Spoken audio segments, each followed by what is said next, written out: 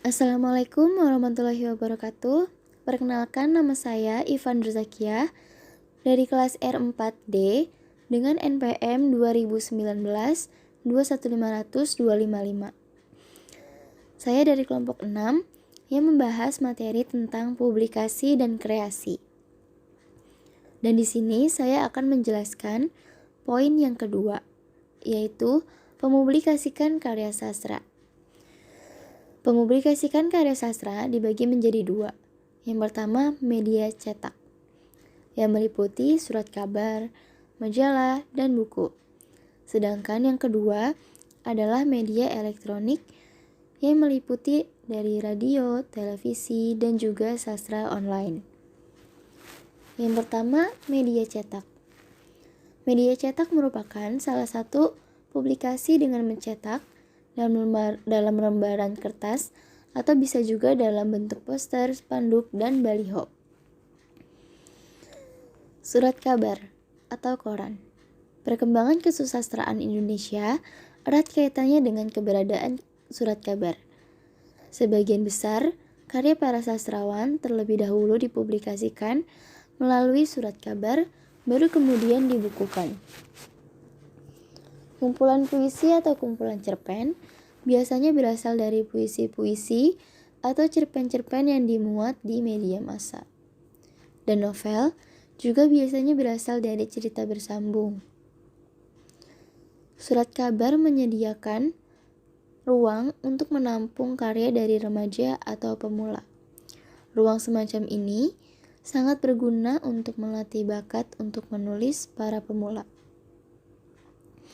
Karena sebagian besar pengarang Indonesia memulai karirnya dari remaja, maka dapat dikatakan bahwa surat kabar sangat berperan penting dalam melahirkan pengarang-pengarang besar. Lalu yang selanjutnya, majalah.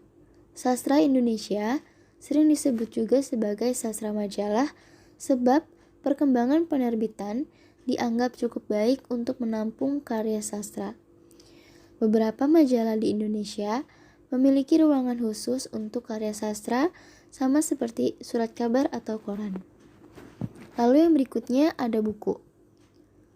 Karya sastra berbentuk buku banyak berasal dari majalah dan koran yang akhirnya dijadikan sebuah buku.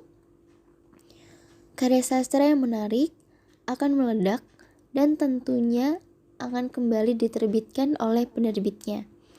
Misalnya saja seperti Saman, karya Ayu Utami, dan yang lainnya adalah Perempuan Berkalung Sorban, Laskar Pelangi, Para Priai, dan Ayat-Ayat Cinta. Dan masih banyak lagi karya sastra berbentuk buku yang mengalami cetak ulang berkali-kali. Lalu yang kedua ada media elektronik. Radio. Radio merupakan salah satu alat penyampaian informasi semacam audio yang sangat luas jangkauannya. Radio mengirimkan berita melalui gelombang pemancar hingga sampai ke pelosok desa. Lalu, bagaimana radio bisa menjadi salah satu penyampaian karya sastra? Yaitu dengan program penyiaran drama yang diperdengarkan penyiar untuk masyarakat. Para penyiar membacakan dialog-dialog yang ada dalam naskah diiringi dengan sebuah musik. Misalnya saja, seperti Misteri Gunung Berapi yang disiarkan dengan beberapa episode dan pertunjukan wayang yang disiarkan melalui radio. Lalu yang berikutnya ada televisi. Dalam konteksnya, televisi cenderung menjadi saluran hiburan, berita, dan pelayanan.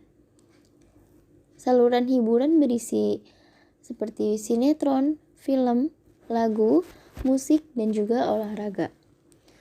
Program televisi yang menampilkan karya sastra adalah seperti lagu, film, dan sinetron.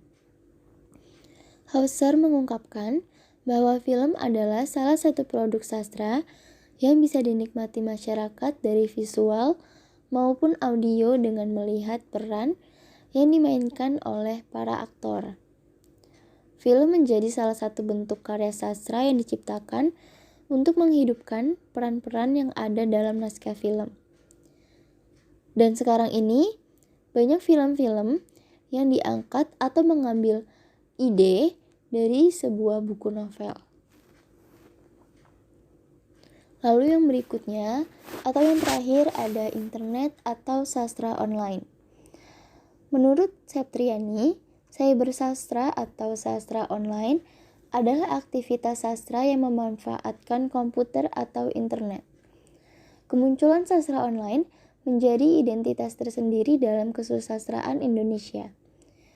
Dalam sastra online atau karya sastra online bisa menjadi sebuah pendidikan digital bagi para penulis untuk menunjukkan eksistensinya sebagai seorang penulis, dan sekaligus sebagai bukti kontribusinya dalam mendukung perkembangan kesusastraan Indonesia. Sehingga sastra di Indonesia dapat hidup dan mengambil bagian dalam perkembangan sastra di dunia. Sastra online bukanlah sebuah kemunduran dalam dunia sastra, tetapi menjadi sebuah titik awal kemajuan dan inovasi baru dalam dunia sastra. Sekian penjelasan saya tentang materi mempublikasikan karya sastra. Selanjutnya akan dijelaskan oleh teman saya yang akan membahas tentang poin ketiga, yaitu upaya pemasyarakatan karya sastra. Sekian dari saya, kurang lebihnya mohon maaf. Wassalamualaikum warahmatullahi wabarakatuh.